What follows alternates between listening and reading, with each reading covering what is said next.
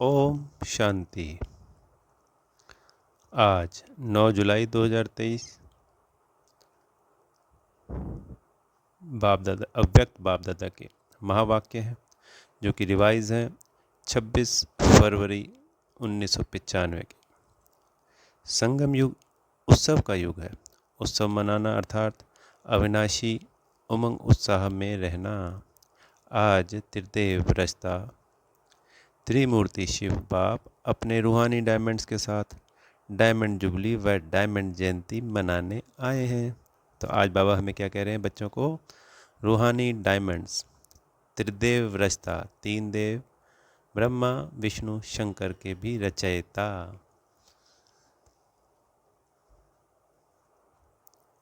तो बाबा क्या कह रहे हैं आज? डायमंड जयंती। तो डायमंड जयंती कैसे? फरवरी का महीना है और शिवरात्रि, शिव जयंती, और डायमंड कौन? शिव बाबा। तो डायमंड जयंती मनाने के लिए आए हैं। इस विचित्र जयंती को डायमंड जयंती कहते हो क्योंकि बाप अवतरित होते ही हैं। क्योंकि डायमंड बाप हम कौड़ी आत्माओं को डायमंड बनाते हैं इस डायमंड युग में, इसलिए डायमंड जयंती। बाप अवतरित होते ही हैं कौड़ी समान आत्माओं को हीरे तुल्य बनाने। तो बाप दादा चारों ओर के बच्चों को जो हीरे से भी अमूल्य हैं सबको सामने देख रहे हैं। तो सिर्फ जो बाबा के सामने समक्ष बैठे हुए थे उनके अलावा पूरे विश्व के सभी बाबा के जो बच्चे हैं उन सभी आत्मा बच्चों को इमर्ज कर लेते हैं बाबा अपने समक्ष। बाप दादा के आगे सिर्फ मधुबन की सभा नहीं है लेकिन विश्व के चारों ओर के ब्राह्मण बच्चों की सभा है। सबके दिल की मुबारक के स्नेह भरे गीत कहो, बोल कहो, बाप समीप से सुन रहे हैं।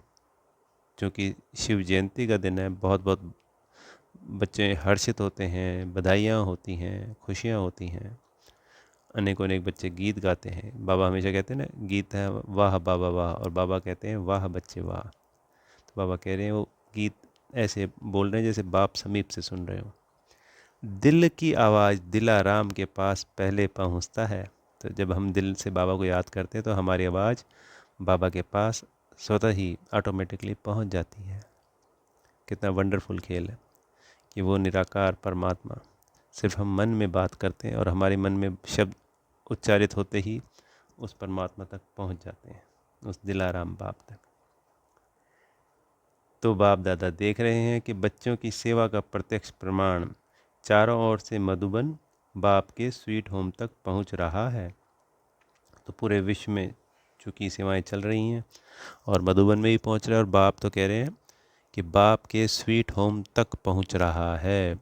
वैसे भी शिव जयंती को उत्सव कहते हैं। यथार्थ रीति से उत्सव आप ब्राह्मण ही मनाते हो। तो इस शिव जयंती के दिन व्रत भी रखते हैं, मंदिर भी जाते हैं भक्तात्माएं, पर बाबा कहते हैं यथार्थ रीति यानी सही तरीके से आप ब्राह्मण ही ये उत्सव मनाते हो। क्योंकि उत्सव का अर्थ ही है सर्व उत्साह उमंग में रहें। तो बाबा के सभी बच्चे उमंग उत्साह में होते हैं। तो आप जो भी बैठे हो सभी के दिल में उत्साह और उमंग कितना है? अविनाशी है या आज के लिए है? अविनाशी है ना, बाबा पूछ रहे हैं। तो क्योंकि सदा काल का है, जब तक संगम युग पे है ये उमंग उत्साह बना रहेगा। फिर इसी के साथ हम ट्रांसफ़र हो जाएंगे सत्युग में। तो सत्युग त्रेता में भी हम उमंग उत्साह में रहते हैं, पर इस जैसा नहीं। ये डायमंड है, सत्युग में गोल्ड होगा, त्रेता में सिल्वर, द्वापर में कॉपर। इसलिए बाप दादा इस संगम युग को उत्सव का युग कहते हैं। तो हर रोज़ हर क्षण उत्सव है। जो बाबा की याद में है और जो उमंग उत्साह हर क्षण बना रहता है वो कभी भी नहीं रह सकता। हर दिन आपके लिए उत्साह संपन्न है, हर दिन उत्सव है। जो गायन है आप लोग टॉपिक रखते हो अनेकता में एकता, तो प्रैक्टिकल में अनेक देश, अनेक भाषाएं, अनेक रूप रंग, लेकिन अनेकता में भी सबके दिल में एकता है न। तो जो ब्राह्मण परिवार है वो अनेकता में एकता को दर्शाता है। विश्व में अनेकों अनेक धर्म, मुख्य 3-4 धर्म तो हैं ही हैं, पर छोटे बड़े अनेकों धर्म की सभी आत्माएं, अनेक अनेक भाषाएं, भारत में ही अनेकों भाषाएं, और सभी एकत्रित रहते हैं। और जहाँ पे कोई ब्राह्मण बच्चा दिख जाए दूर में तो ऐसे लगता है हमारे परिवार का भाई है, बहन है। और कितनी दिल को खुशी होती है, आराम मिलता है। कहीं अलग जगह पे जाते हैं और हमें कोई बीके बहन भाई मिल जाता है तो अनेकता में एकता प्रैक्टिकल में दिखाते हैं। लेकिन अनेकता में भी सबके दिल में एकता है न, क्योंकि एक बाप है। चाहे अमेरिका से आए, चाहे अफ्रीका से आए, लेकिन दिल में एक बाप है। एक श्रीमत पर चलने वाले हो। तो जो आगे भी फ्यूचर में नाम वाला होने वाला है हम ब्राह्मणों का, वो सिर्फ एकता के बलबूते पे होने वाला है। इस विश्व का परिवर्तन भी होगा तो जब बाबा की श्रीमत पे हर बच्चा चलने लग जाएगा और बाबा सबको एक मत देंगे और सभी ब्राह्मण बच्चे उस एक मत का पालन करेंगे तो शक्ति ऑटोमेटिकली कई गुना बढ़ जाएगी और सृष्टि का परिवर्तन निश्चित है, सिर्फ और सिर्फ एकता के आधार पर। इस एकता ना होने के कारण ही भारत 1000 वर्ष पूर्व और तेजी से पतन की तरफ जाने लगा, और इसी एकता की वजह से भारत सर्वोच्च शिखर पर जाएगा और विश्व परिवर्तन निश्चित है।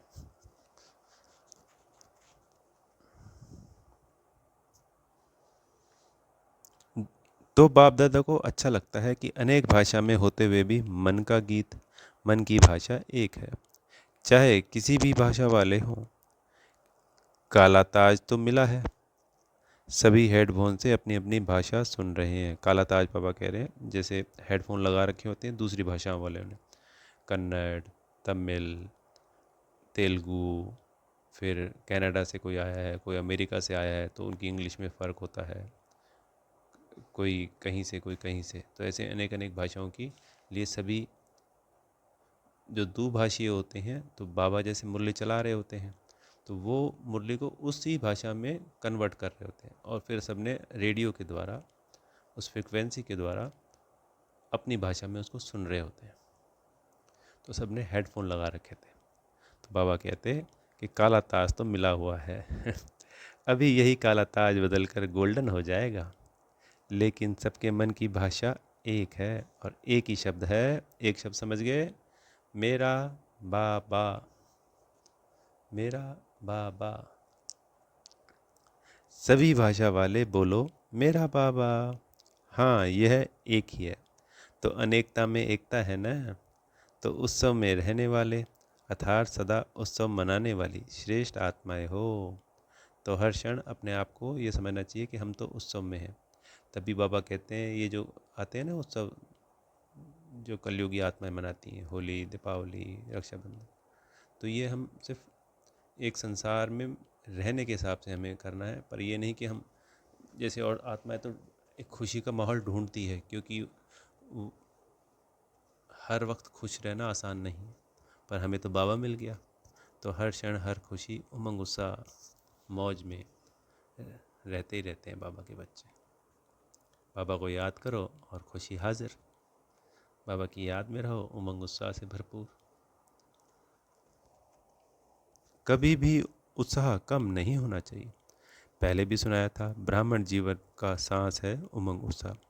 अगर सांस चला जाए तो जीवन सेकंड में ख़त्म हो जाएगी ना। तो ब्राह्मण जीवन में यदि उमंग उत्साह का सांस नहीं तो ब्राह्मण जीवन नहीं। बाबा क्या कह रहे हैं? अगर उमंग उत्साह ही नहीं है तो ब्राह्मण जीवन भी नहीं।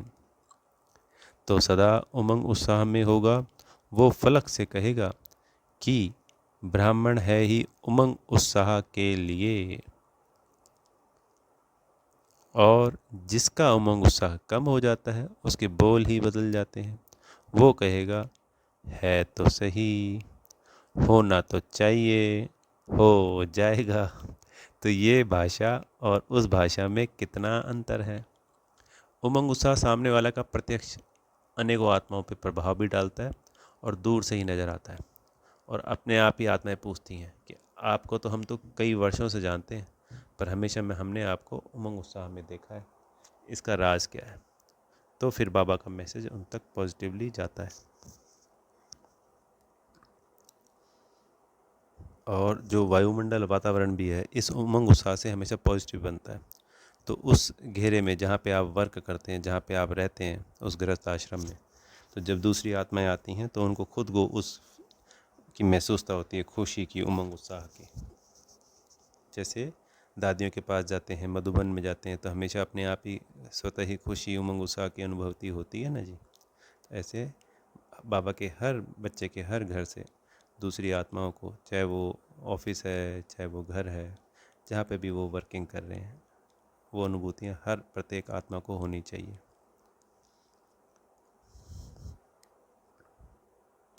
तो ये जो तो होता है, जैसे उनके हर बोल में तो होगा, कैसे होना तो चाहिए, है तो सही, हो तो जाएगा, तो ये भाषा और उस भाषा में कितना अंदर है।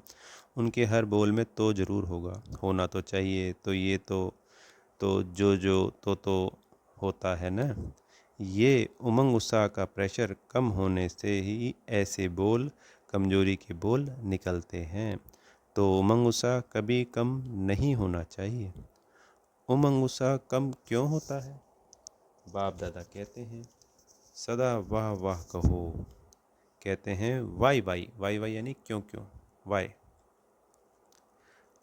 अगर कोई भी परिस्थिति में वाई शब्द आ जाता है कि ये परिस्थिति क्यों आ जाती है बार बार, ये ऐसे क्यों हो जाता है, इसकी बजाय वाह ड्रामा, वाह वाह मैं आत्मा, वाह वाह बाबा वाह।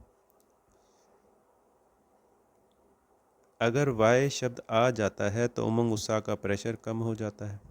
बाप दादा ने अगले साल भी विशेष डबल फॉनर को कहा था कि वाय शब्द को ब्राह्मण डिक्शनरी में चेंज करो। जब वाय शब्द आए तो फ्लाई शब्द याद रखो, तो वाय खत्म हो जाएगा। कोई भी परिस्थिति छोटी भी जब बड़ी लगती है तो वाय शब्द आता है। कोई भी छोटी से छोटी बात भी अगर हमने क्यों लगा दिया तो वो हमें बड़ी लगने लगती है, और बड़ी से बड़ी परिस्थिति में भी हमने वाह वाह लगा दिया तो वो बहुत छोटी लगने लगेगी। ये क्यों, ये क्या, और फ्लाई कर लो तो परिस्थिति क्या होगी, छोटा सा खिलौना। बड़ी परिस्थिति भी क्या होगी, छोटा सा खिलौना। तो जब भी वाई शब्द मन में आए तो कहो ब्राह्मण ब्राह्मण डिक्शनरी में वाय शब्द नहीं है, फ्लाई है। तो हमें क्या याद रखना है हमेशा, फ्लाई, वाह वाह वाह।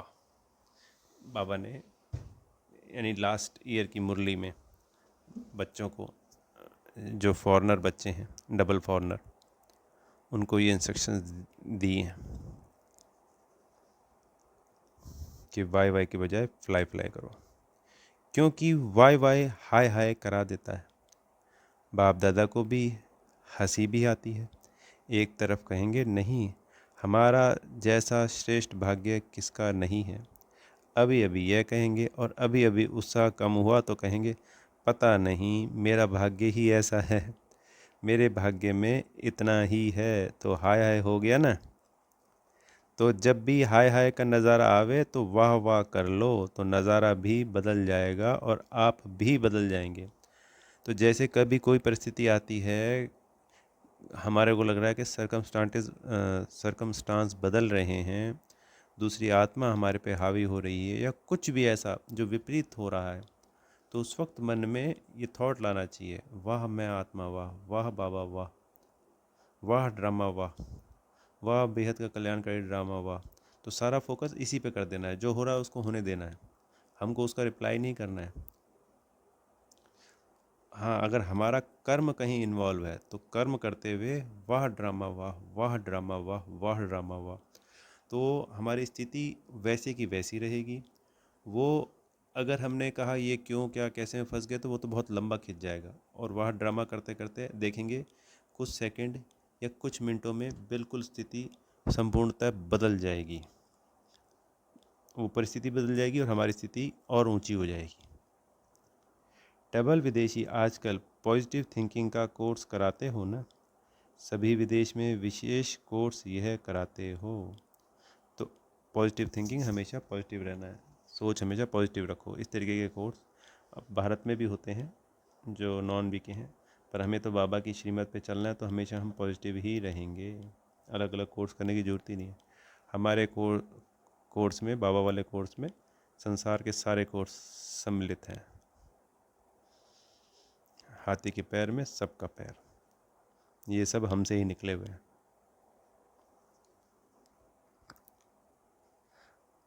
तो अपने को भी कराते हो या दूसरों को कराते हो? जिस समय कोई ऐसी परिस्थिति आ जाए तो अपने को स्टूडेंट बनाकर, खुद ही टीचर बन करके अपने को यह कोर्स कराओ। उस परिस्थिति में वाह ड्रामा वाह करते रहेंगे या वाह वाह करते रहेंगे, ये हो गया पॉजिटिव थिंकिंग। पर क्योंकि ये बाबा की श्रीमत के अनुसार है, तो हम आत्मा उनके साथ कनेक्ट रहेंगी। बाबा से हमें उससे शक्तियाँ मिलेंगी कि बाबा के बच्चे ने श्रीमत का पालन किया है और विपरीत परिस्थिति में अचल अटल अडोल रहा है, तो बाबा वरदानों से और शक्तियों से भरपूर कर देगा। अपने को करा सकते हो या सिर्फ दूसरे को करा सकते हो? दूसरों को कराना सहज है।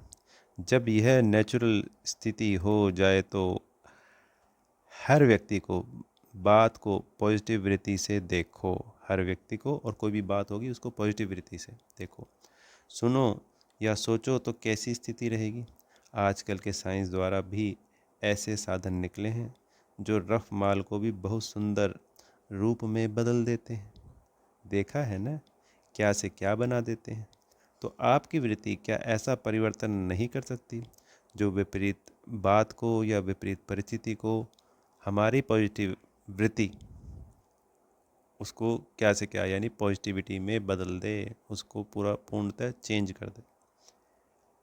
तो आपकी वृत्ति क्या ऐसा परिवर्तन नहीं कर सकती? आवे नेगेटिव रूप में, लेकिन आप नेगेटिव को पॉजिटिव वृत्ति में बदल दो। अगर हलचल में आते हैं तो उसका कारण है नेगेटिव सुनना, सोचना व बोलना या करना।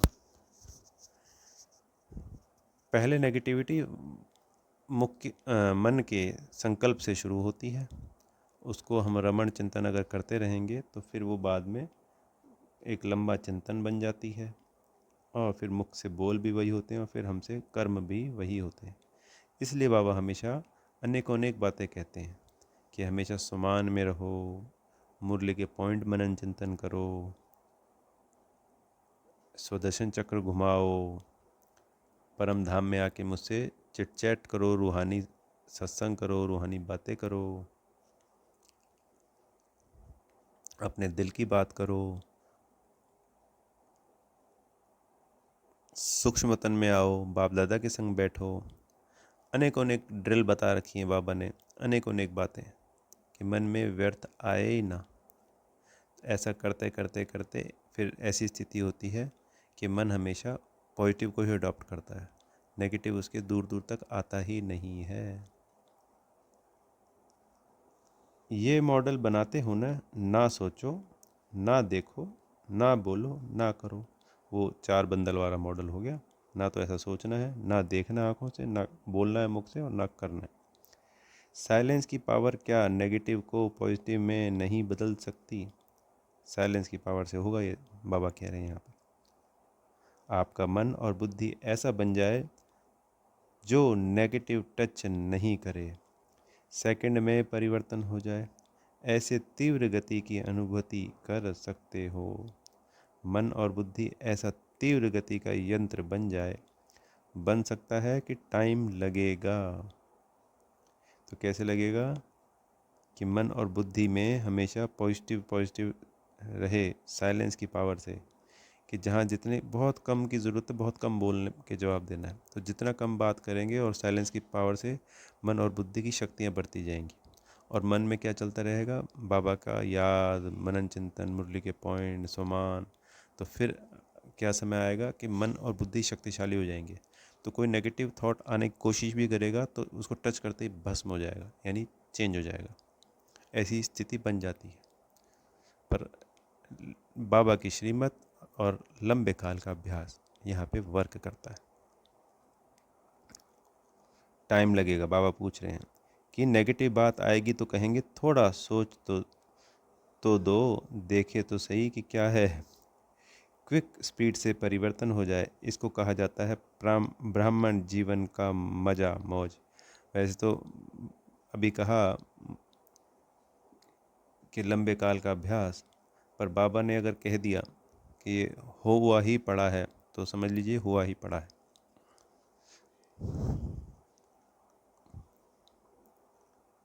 अगर जीना है तो मौज से जियो, वंडरफुल लाइन है। सोच सोच कर जीना वो जीना नहीं है। आप लोग औरों को कहते हो कि राजयोग जीने की कला है, तो आप लोग राजयोगी जीवन वाले हो न।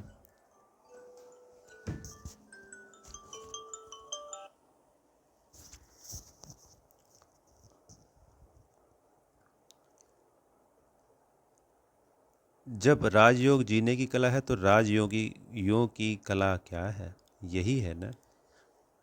तो उत्सव मनाना अर्थात मौज में रहना, मन भी मौज में और तन भी मौज में, और संबंध संपर्क भी मौज में। मन भी, तन भी, और जो संबंध संपर्क में है वो आत्माएं भी फिर मौज में रहती हैं। कई बच्चे कहते हैं अपनी रीति से तो ठीक रहते हैं, अपने मौज में रहते हैं, लेकिन संबंध संपर्क में मौज में रहें यह कभी कभी होता है। लेकिन संबंध संपर्क ही आपके स्थिति का पेपर है। तो जिन आत्माओं के साथ हम रहते हैं संबंध संपर्क में, वही तो हमारी स्थिति का पेपर लेके आएंगे ना। अकेले तो कोई भी रह लिया तो हम मौज में रहें, कैसी रहें, सब कुछ ठीक ठाक चल रहा है। जब दूसरों से पेपर आते हैं उस वक्त हम मौज में रहें, उनकी स्थिति को बदल दें सामने वाले को, तो वही तो राजयोग की शक्ति है कि स्वयं को भी स्थिर रखा और दूसरी आत्मा को भी सेकंडों में परिवर्तित कर दिया, उस परिस्थिति को भी बदल दिया। यदि स्टूडेंट कहे वैसे तो मैं पास विद ऑनर हूँ, लेकिन पेपर के टाइम मार्क्स कम हो जाती है, तो ऐसे को क्या कहेंगे? तो ऐसे तो नहीं होना, फुल पास होने वाले हो। बाप दादा ने सुनाया है कि जो सदा बाप के पास रहते हैं वो पास है। कहाँ रहना है बाप के पास? परम धाम, सूक्ष्मतन या ब्रह्मकुटी के मध्य में कभी कभी बाबा को बुला के बाबा के संग बैठना। पास नहीं रहते तो पास नहीं है। पास यानी वो पास विद ऑनर वाला पास नहीं है। तो सदा कहते रहते हो दूर रहते हो, पास नहीं रहते हो। डबल विदेशियों को तो डबल पास होना चाहिए ना।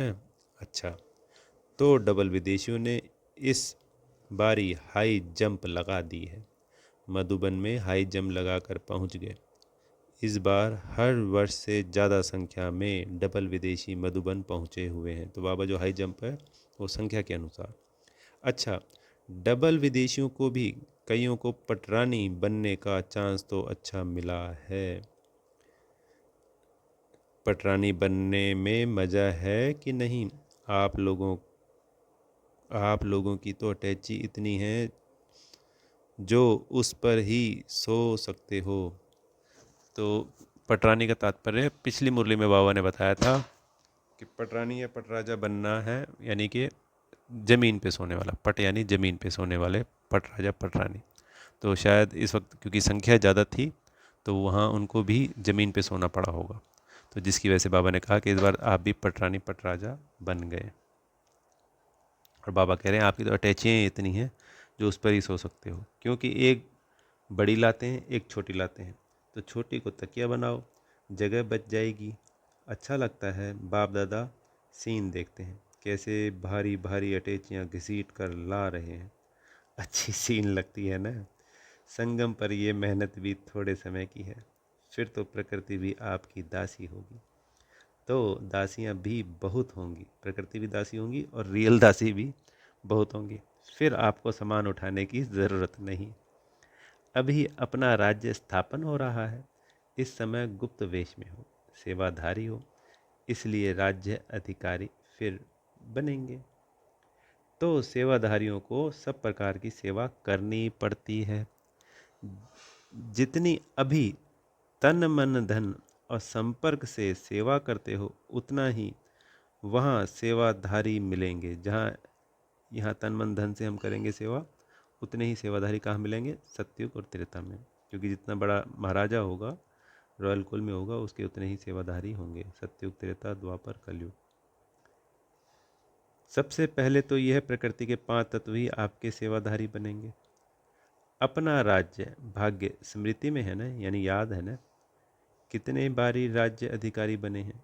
अनगिनत बार बन चुके हैं, अनगिनत बार बने हैं और बनते ही रहेंगे, क्योंकि ड्रामा फिक्स है, हर 5,000 साल बाद बनना ही बनना। लेकिन राज्य अधिकारी से भी अब का अधिकारी जीवन श्रेष्ठ है। अब का, क्षमा चाहेंगे, सेवाधारी जीवन श्रेष्ठ है, क्योंकि अभी बाप और बच्चों का साथ है। क्योंकि परमात्मा इस पुरुषोत्तम संगम युग में मिलते हैं, जिनको हमने 2,500 वर्ष ढूंढा, अनेकों अनेक जन्म भक्ति की, दर दर ढोकरे खाई, वो इसी पुरुषोत्तम संगम युग पे हमें मिलते हैं। तो बाप का संग दोबारा नहीं मिलेगा। वो निराकार बाप, सबसे ज़्यादा प्रेम करने वाला, कौड़ी से हीरा बनाने वाला, वो कहाँ मिलेगा? वो बेहद का प्रेम देने वाला, वो बेहद की पालना देने वाला, वो प्यारा बाप कहाँ मिलेगा?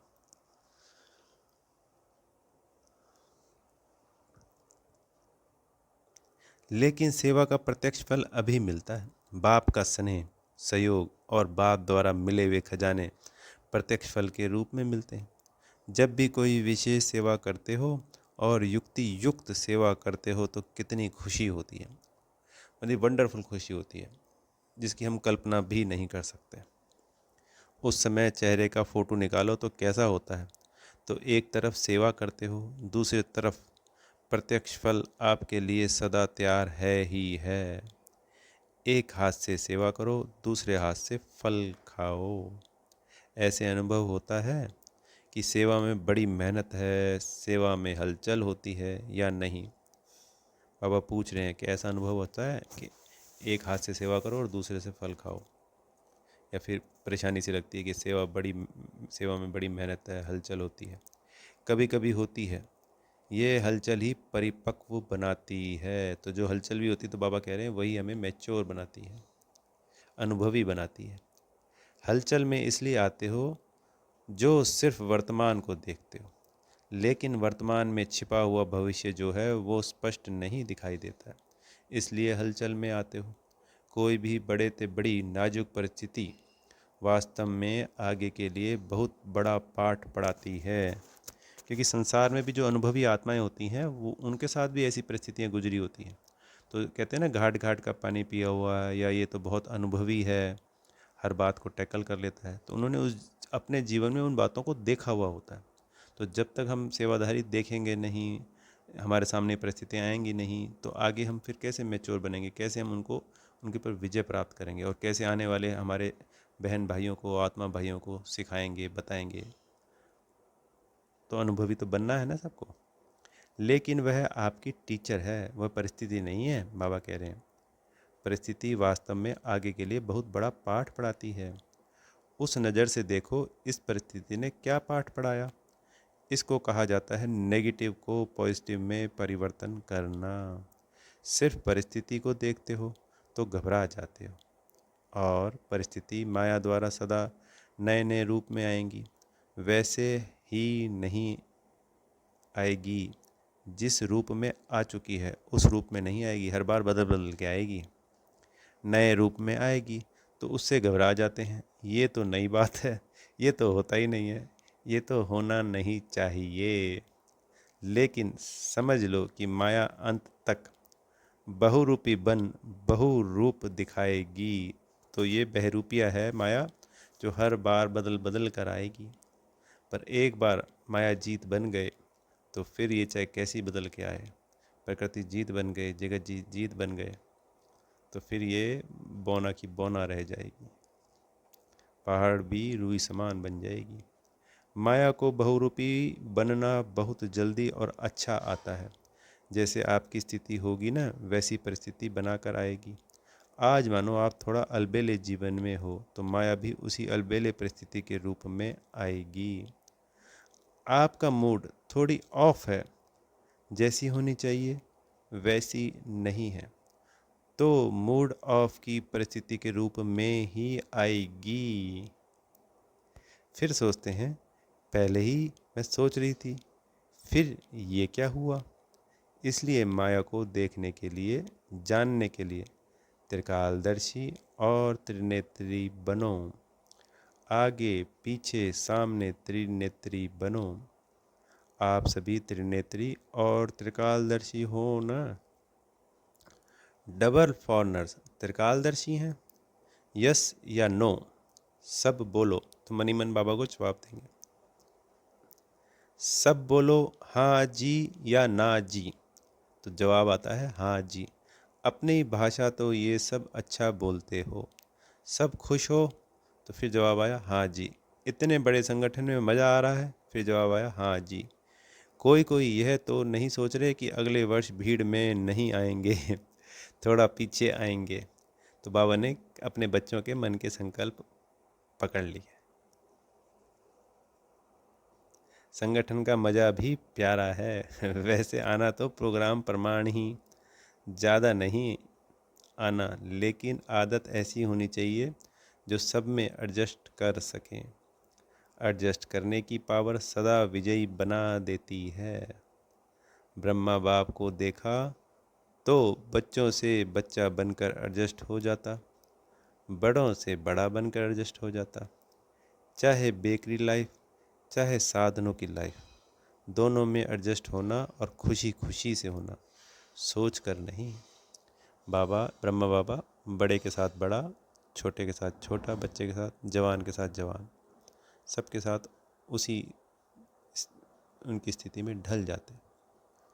और बाबा ने कहा बेकरी पार्ट में भी बेकरी लाइफ की तरह रहे, और साथ में जब पूरे थे तब भी उसमें खुशी खुशी से दोनों में एडजस्ट रहे। यहाँ दुखी तो नहीं होते हो, लेकिन खुशी के बजाय थोड़ा सोच में पड़ जाते हो, ये क्या हुआ कैसे हुआ। तो सोचने वाले को एडजस्ट होने के मज़े में कुछ समय लग जाता है। अपने को चेक करो कि कैसी भी परिस्थिति हो, चाहे अच्छी हो चाहे हिलाने वाली हो, लेकिन हर समय हर सर्कमस्टांस के अंदर अपने को एडजस्ट कर सकते हो। डबल फॉरनर को अकेलापन भी अच्छा लगता है और कंपेनियन भी बहुत अच्छे लगते हैं। तो डबल फॉरनर हमेशा फेमस है, बिल्कुल अकेलेपन के लिए भी बहुत ज़्यादा, क्योंकि भारतीय देखा गया अकेले नहीं रह सकते, और उनको कंपेनियन भी बहुत अच्छे लगते हैं, क्योंकि वो कंपेनियन ढूंढते ही रहते हैं। और अकेले ऐसे भी देखे हैं जो पूरे विश्व भ्रमण पे अकेले निकलते हैं। लेकिन कंपनी में हो या अकेले हो, दोनों में एडजस्ट होना, ये है ब्राह्मण जीवन। ऐसे नहीं संगठन हो या माथा भारी हो जाए, ऐसे नहीं संगठन हो और माथा भारी हो जाए, तो दोनों में नॉर्मल होना चाहिए ब्राह्मणों को, अकेले भी और संगठन में भी। नहीं मुझे एकांत चाहिए, ये घमासान में नहीं, मुझे अकेला चाहिए। मन अकेला अर्थात बाह्य मुक्ता से अंतर्मुक्ता में चले जाओ तो अकेलापन है। कितनी भीड़ हो, शादी के ढोल नगाड़े बज रहे हों, पर आत्मा स्थिति में स्थित हो गए और उस वक्त आप अंतर्मुखी हो गए, तो वो आपकी शक्ति शो करता है कि उस परिस्थिति में भी हज़ारों की भीड़ में ढोल नगाड़े बज रहे हैं और आप अंतर्मुखी हो गए, तो आपकी स्थिति कितनी शक्तिशाली है। जब वो सब कुछ हुआ, ढोल नगाड़े और हज़ारों की तादाद की भीड़, और आप अंतर्मुखी हो गए, तभी तो पता चला कि आप आत्मा कितनी शक्तिशाली है। अकेले में अकेले अंतर्मुखी हो गए, वो तो सब हो रहा है। जो ऐसी परिस्थिति में अंतर्मुखी बन रहे हैं, तो उनकी स्थिति कितनी शक्तिशाली है। तो ब्रह्मा बाबा ने क्या किया, संगठन में रहते हुए भी, सेवाएं करते हुए भी अंतर्मुखी बने और उस सर्वोच्च स्थिति को प्राप्त किया। अंतर्मुखी में चले जाओ तो अकेलापन है। कोई कोई कहते हैं ना, अकेला कमरा चाहिए, दो भी नहीं चाहिए। अकेला मिला तो ही मौज से सो, और 10 के बीच में भी सोना हो तो मौज से सो। फॉरनर 10 के बीच में सो सकते हैं कि मुश्किल है, बाबा पूछ रहे हैं।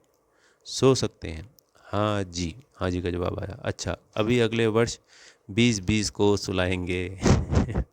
देखो, समय बदलता रहता है और बदलता रहेगा। दुनिया की हालतें नाजुक हो रही हैं और भी होंगी, होनी ही है। अभी सिर्फ एक स्थान पर अलग अलग होती है, यानी एक कहीं अमेरिका में हो गई और फिर एक जापान में हो गई। बाबा कह रहे हैं अलग अलग स्थान पे होती है, आखिर में सब इकट्ठी होंगी। जब अंत में होंगी तो सब इकट्ठी होंगी। तो नाजुक समय आना ही है। समय नाजुक हो, लेकिन आपकी नेचर नाजुक नहीं हो। कईयों की नेचर बहुत नाजुक होती है ना, क्योंकि वो एडजस्ट नहीं कर पाते। थोड़ा सा आवाज़ हुआ, थोड़ा सा कुछ हुआ तो डिस्टर्ब हो गए। और एक अभी अभी बताया था ना कि ढोल नगाड़े, डीजे बज रहा है और वहाँ अंतर्मुखी हो गए, तो सोचो कितनी शक्तिशाली स्थिति है। और एक कहता है कि जी थोड़ी थोड़ी आवाज़ है, आवाज़ को बंद कर दो, ये साइलेंस में कर दो, ऐसे कर दो। इसको कहते हैं नाजुक स्थिति, नाजुक नेचर। तो नाजुक नेचर नहीं हो, जैसा समय वैसे अपने को एडजस्ट कर सको।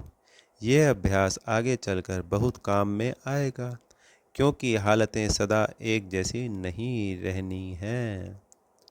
लाइट है तो भी ठीक है, लाइट नहीं है तो भी ठीक है। रात है तो भी ठीक है, दिन है तो भी ठीक है। खाने को मिल गया तो भी ठीक है, नहीं मिला तो भी ठीक है। अकेले हैं तो भी ठीक है, भीड़ है तो भी ठीक है। हर चीज़ में राइट है, सही है। फाइनल पेपर आपका नाजुक समय पर होना है, आराम के समय पर नहीं होना। नाजुक समय पर होना है तो जो जितना अभी से अपने को एडजस्ट करने की शक्ति होगी, तो नाजुक समय पर पास विद ऑनर हो सकेंगे। पेपर बहुत टाइम का नहीं है, पेपर तो बहुत थोड़े समय का है। लेकिन चारों ओर की नाजुक परिस्थितियां, उनके बीच में पेपर देना है। इसलिए अपने को नेचर में भी शक्तिशाली बनाओ। क्या करें, मेरी नेचर ये है, मेरी आदत ही ऐसी है, ये नहीं। इसको नाजुक नेचर कहा जाता है।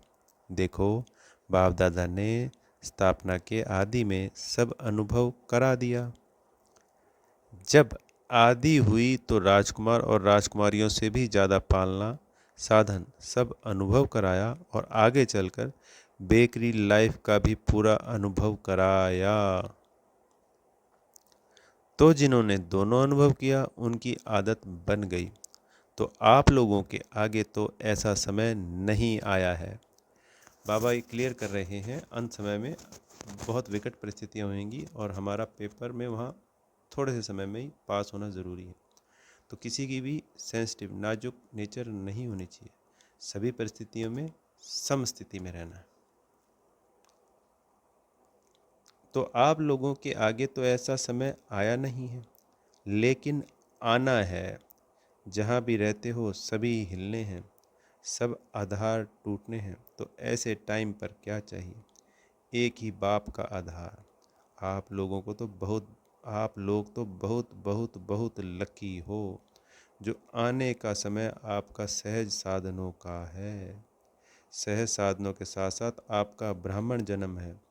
लेकिन साधन और साधना, साधनों को देखते साधना को नहीं भूल जाना। तो आने वाले समय में साधन बढ़ने वाले थे, क्योंकि 1995 की मुरली है। तो आप देखिए, जो मोबाइल आया उसने पर्सनल लाइफ को कितना डिस्टर्ब किया। पहले तो मोबाइल नहीं था, पर अब सब मोबाइल में ही उलझे रहते हैं। तो उस साधन ने साधना को डिस्टर्ब कर दिया। जबकि अगर उसी का सदुपयोग करें तो उससे साधना भी बढ़ सकती है। लेकिन साधन और साधना, साधनों को देखते साधना को नहीं भूल जाना, यानी साधनों में उलझ जाओ इतना कि साधना ना भूल जाए। क्योंकि आखिर में साधना ही काम आनी है, समझा? अच्छा, चारों ओर के अमूल्य विशेष रत्नों को सदा हर दिन उत्साह से उत्सव मनाने वाली श्रेष्ठ आत्माओं को, सदा स्वयं स्थिति और सेवा के उन्नति में बैलेंस रखने वाली ब्लेसिंग के अधिकारी आत्माओं को, सदा परिस्थिति को सहज पार करने वाली अचल अडोल महावीर आत्माओं को बाप दादा का याद प्यार और नमस्ते। हम रूहानी बच्चों की प्यारे मीठे रूहानी बाप दादा को याद, प्यार, गुड मॉर्निंग और नमस्ते। तो बाबा आज हमें वरदान से भरपूर कर रहे हैं। संपूर्णता द्वारा संपन्नता की प्रारब्ध का अनुभव करने वाले सर्व झमेलों से मुक्त भव। संगम युग पर सागर गंगा से अलग नहीं, गंगा सागर से अलग नहीं। इसी समय नदी और सागर के सामने का मेला होता है। जो इस मेले में रहते हैं वह सर्व झमेलों से मुक्त हो जाते हैं। तो ये संगम युग है, जहाँ पे सागर कौन? परमात्मा शिव। और नदियाँ कौन? हम बच्चे। तो बाबा क्या कह रहे हैं?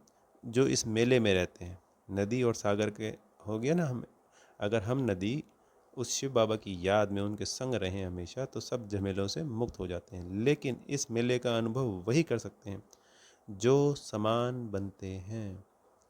समान बनना अर्थात समा जाना। जो सदा स्नेह में समाये हुए हैं वह संपूर्णता और संपन्नता की प्रारब्ध का अनुभव करते हैं। तो जो बाबा के याद में, प्रेम में, स्नेह में समाये हुए डूबे रहते हैं हर वक्त, वही संपूर्णता का, अपनी सर्वोच्च स्थिति का, संपूर्णता का और संपन्नता। संपन्नता हर गुण शक्तियों से संपन्न कहते हैं ना, ये तो हर तरीके से संपन्न है। जैसे धन वैभव की बात की जाती है संसार में, तो पर यहाँ पे क्या है? गुणों से, शक्तियों से, वरदानों से उसका संपन्नता की प्रारब्ध का अनुभव करते हैं। उन्हें कोई भी अल्पकाल के प्रारब्ध की इच्छा नहीं रहती। तो कोई भी छोटी इच्छा नहीं रखनी और कोई भी अल्पकाल के प्रारब्ध की इच्छा बिल्कुल नहीं रहती।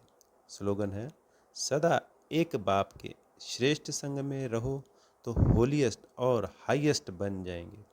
होलीएस्ट हो गया संपूर्ण पवित्रता, होलीएस्ट संपूर्ण पवित्रता, और हाईएस्ट यानी सर्वोच्च।